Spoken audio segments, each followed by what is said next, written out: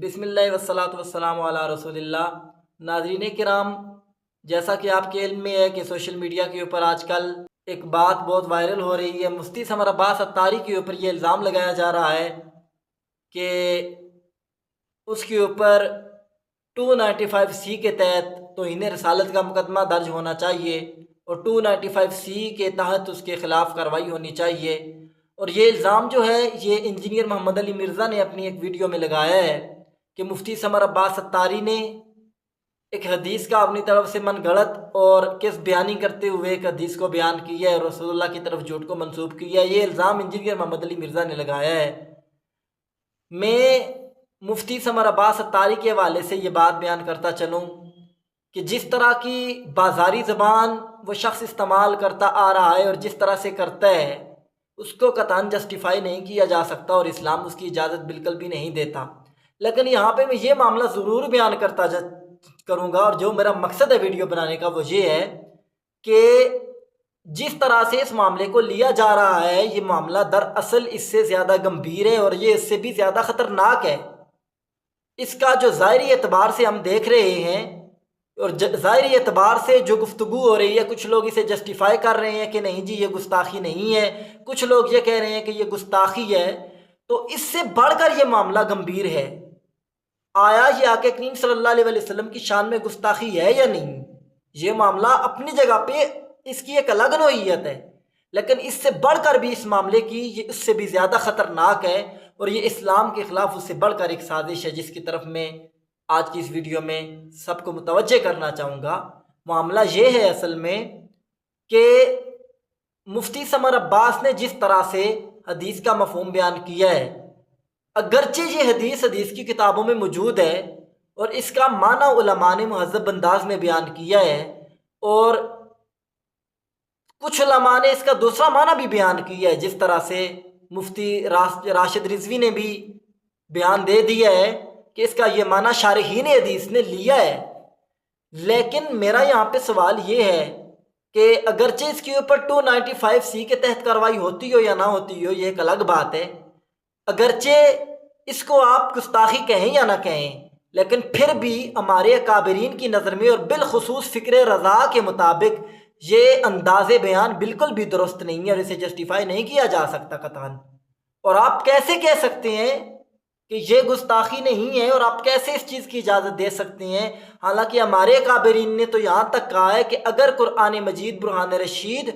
اور احادیث کریمہ کے جو مفاہیم ہیں وہ بیان کیے جائیں، اگر ترجمہ بیان کیا جائے تو اس کو بھی رسول اللہ صلی اللہ علیہ وسلم کی طرف منسوب نہ کیا جائے، بلکہ حدیث کے بیان کرنے کا عام روٹین میں بھی ادب ہمارے علماء نے یہ سکھایا ہے کہ اس حدیث کو اس طرح سے بیان کیا جائے کہ جب اس کا ترجمہ کیا جائے تو یہ کہا جائے کہ مفہوم حدیث ہے، تاکہ بالفرض اگر حدیث کا معنی بیان کرنے میں کہیں پہ کوئی کمی کوتاہی ہو جائے یا کوئی ایسی چیز بیان ہو جائے جو حدیث کے اصل معنی کے خلاف ہو تو وہ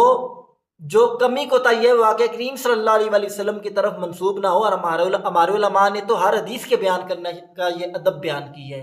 تو کس طرح سے اس طرح کا بازاری زبان حدیث کے معاملے میں کیسے استعمال کی جا سکتی ہے؟ حالانکہ ہم اہل سنت کا اور امام احمد رضا خان فاضل بریلی کے ماننے والوں کا ان کا تو یہ شعار ہے کہ وہ قرآن مجید اور برہان رشید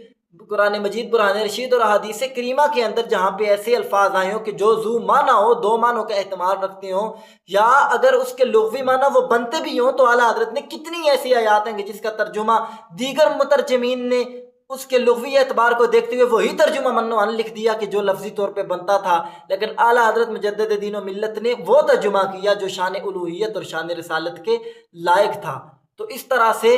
ہم تو ادب والے لوگ تھے اور ہمارے نزدیک اس طرح کے تراجم قرآن و حدیث کے کرنا یہ بالکل بھی درست نہیں ہے، اور جس طرح سے فوش الفاظ میں ترجمہ کیا گیا ہے اور جس طرح سے سمر عباس اتاری نے کیا ہے تو یہ تو قطعاً درست نہیں ہو سکتا، اور کم از کم یہ فکر رضا کے موافق تو بالکل بھی نہیں ہے، اور یہ خلاف ادب ضرور ہے۔ اگرچہ اس پہ 295C لگے یا نہ لگے یہ خلاف ادب ضرور ہے۔ اور دوسرا جو لوگ اسے جسٹیفائی کر رہے ہیں، کیا اس وقت وہ ملحدین کے لیے راستہ کھول رہے ہیں کہ نہیں کھول رہے ہیں؟ آپ کتابیں اٹھا کے جب بیان کر رہے ہیں کہ یہ فلاں محدث نے بھی لکھا ہے، فلاں نے بھی لکھا ہے، تو اس طرح سے اسے کم از کم میرے نزدیک جسٹیفائی کرنا نہیں بنتا۔ میں یہی کہتا ہوں کہ آپ کم از کم مفتی سمر عباس اتاری نے جو الفاظ بیان کیے ہیں ان کو عوامی سطح پہ بیان کرنا نہیں بنتا تھا، اس طرح سے ان الفاظ میں اس کا ترجمہ کرنا نہیں بنتا تھا۔ یہ فکر رضا نہیں ہے، یہ ادب کے خلاف ہے، اور کم از کم اس کے اوپر مفتی ثمر عباس اتاری کو رجوع کرنا چاہیے اور عوام سے معافی مانگنی چاہیے۔ جس طرح کا لب و لہجہ اس شخص نے استعمال کیا یہ نہیں بنتا بالکل بھی، ویسے بھی یہ محراب و منبر کے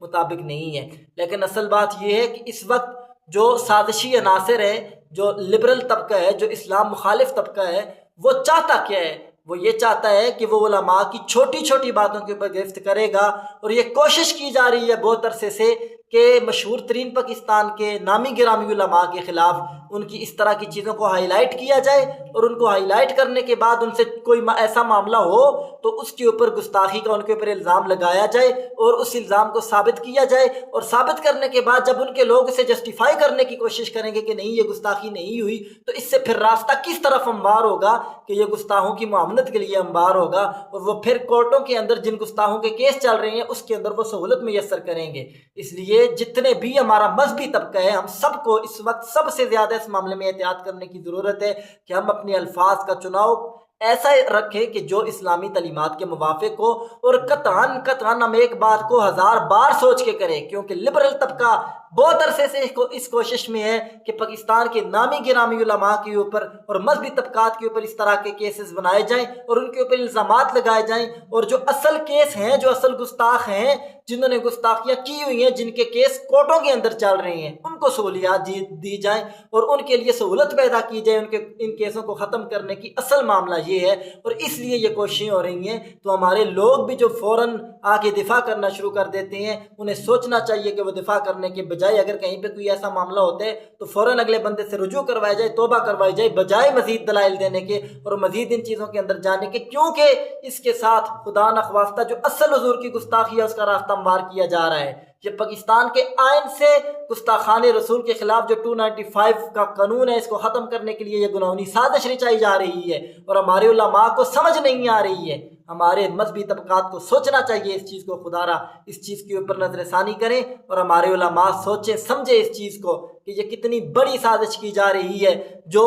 دانستہ یا غیر دانستہ طور کے اوپر ہم اس کے اندر شامل ہو رہے ہیں۔ جب ہم کسی ایسی چیز کو جسٹیفائی کریں گے، اگر اپنا بندہ کرے گستاخی تو پھر بھی گستاخی ہے، اور یہ خلاف ادب ضرور ہے، اور یہ فکر رضا کے موافق نہیں ہے۔ اس لیے اس امت کے حق میں بہتر یہی ہے، کم از کم گستاخوں کی سہولت کاری اور الحاد کی سہولت کاری کرنے کے بجائے بہتر یہی ہے کہ مفتی ثمر عباس اتاری وہ اس طرح کی زبان سے توبہ کرے، اور توبہ کرنے کے بعد وہ عوام سے معافی بھی مانگے، اور آئندہ اس قسم کی گفتگو کرنے سے گریز کیا جائے، اور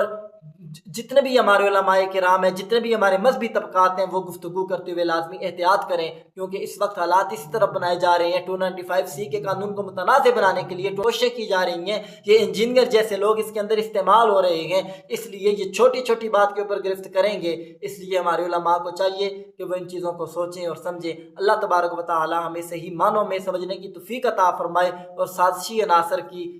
سازشوں سے ہمیں محفوظ رہنے کی توفیق عطا فرمائے، اور اللہ تبارک و تعالی میں سازشوں کا مقابلہ سمجھ کر کرنے کی توفیق عطا فرمائے۔ وما علیہ الا البلاغ المبین۔